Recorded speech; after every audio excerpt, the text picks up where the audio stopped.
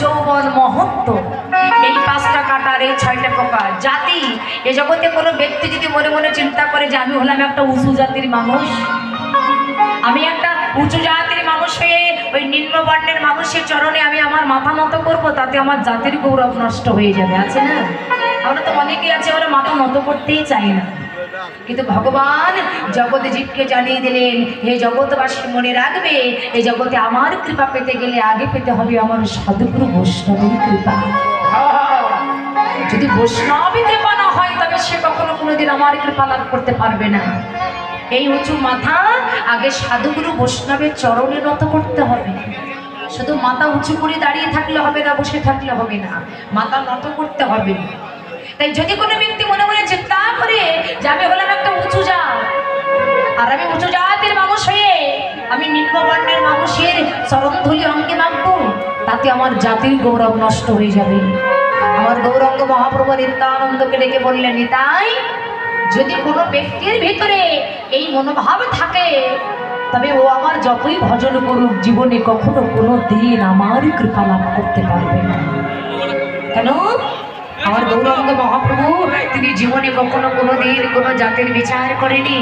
তিনি তার সাল্যকে যাকেই দেখেছেন তবে তার হাতে ধরে যদি না হয়েছে তবে তার পায়ে পড়ে এই মধুমাখা কৃষ্ণ নাম হরি নাম আমার গৌর করে বিদ্যা।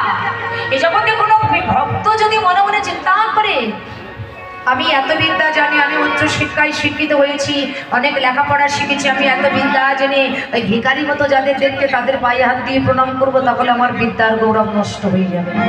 রাধে।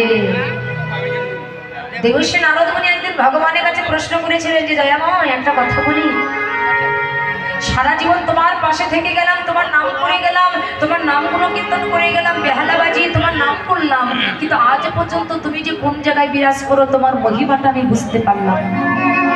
আর নারদের কথা শ্রবণ করে ভগবান তখন নারদকে ডেকে বলেছিল, নারদ, নাহং তিষ্ঠামি বৈকুণ্ঠে যোগিনাং হৃদয়েন চ মদ ভক্তা যত্র গায়ন্তি তত্র তিষ্ঠামি হে নারদ। যেখানে আমার ভক্তগণ নিত্য নিত্য আমার গুণ কীর্তন করে, আমার আগমনটা সেখানেই হয়, এখানেই ভগবান আছে। এই যে আপনারা আসার আগে কিন্তু ভগবান এখানে এসেছে, বলে আমি শুধু একা নয়, আমার শ্রীমতী রাধারানীকে সঙ্গে করে আমি ওখানে যাই। কোন সময়? যখন অধিবাস কীর্তন হয়। রাধে। তো দেবশ্রীর কারণ হরিনামে কৃষ্ণ বড়ই মধুর, যে যেন ভজন করে সেই বড় চতুর। দেবশ্রী নারদ মুনি আবার প্রশ্ন করলেন, দয়াময়, তোমার যদি মনে মনে তুমি চিন্তা করো যে যখন তোমার হরি নাম হয় না, কৃষ্ণ নাম হয় না, তুমি সেই সময় কোথায় বিরাজ করো? দেবশ্রী নারদের কথা শ্রবণ করে ভগবান নারদকে ডেকে বলেছিলেন, নারদ, ভক্তের হৃদয়ে আমার সতত বিশ্রাম। ভগবান কোথায় থাকে? গয়াকাশী, হরিদ্বার, পরাগ, বৃন্দাবন, এখানে গেলে আপনি ভগবানকে খুঁজে পাবেন না। ভগবান বলছে যে আমি সদাই সর্বক্ষণ আমার ভক্তের হৃদয় মধ্যে বিরাজমান। হঠাৎ করে নারদ মুনি ভগবানের কাছে প্রশ্ন করলেন, আচ্ছা দয়াময়, তোমার যদি কখনো কোনোদিন মনে হয় যে তুমি ভক্ত চরণ ধুলি তোমার অঙ্গে মাখবে, তাহলে তুমি কেমন করে তোমার ভক্ত চরণ ধুলি অঙ্গে মাখবে? নারদের কথাটা শ্রবণ করে নারদকে ডেকে বললেন, নারদ, আমার যদি কখনো কোনোদিন মনে হয় যে ভক্ত চরণ ধুলি আমি অঙ্গে মাখবো, তখন আমি কি করি জানো নারদ? আমার ভক্তগণ যখন তাদের সংসারকে ছেড়ে দিয়ে আমার নাম কীর্তন যেখানে হয়, আমার ভক্তগণ যখন সেই স্থানে যায়, আমার নাম শ্রবণ করতে করতে ভক্তগণ যখন ভাবের ঘরে ডুবে যায়, এই ভাবের ঘরে ডুবে গিয়ে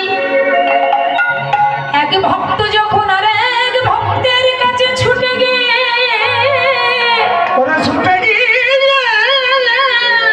এই ভক্তকে জড়িয়ে ধরে যখন আলিঙ্গন করে, নারদবে আর তো দূরে দাঁড়ায় থাকতে পারে না, আমি নিজে তখন ভক্ত হয়ে যাই। নিজে ভক্ত হয়ে কি করি জানো? ভক্ত চরণ ধুলি আমার অঙ্গে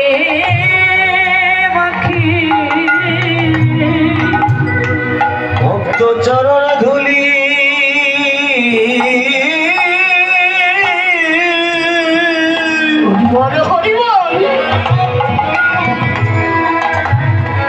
আমার অঙ্গে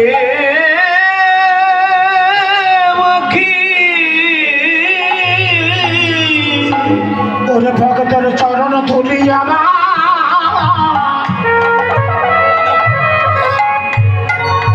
আমার অঙ্গে অঙ্গে মাখি যাদের কৃষ্ণ বলে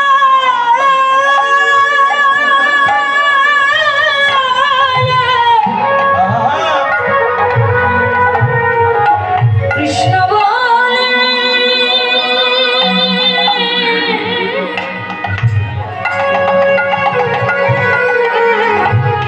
হা কৃষ্ণ বলে যাদের প্রাণ কঠি তাদের চরণ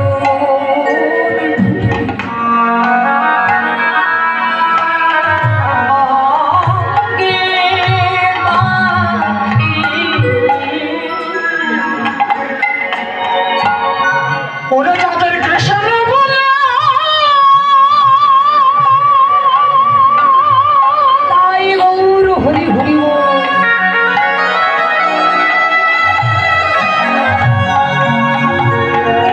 যাদের কৃষ্ণ বলে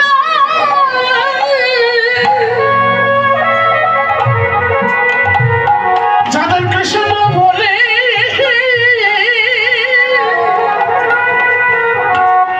প্রাণ কাঁদে ভক্তের চরণ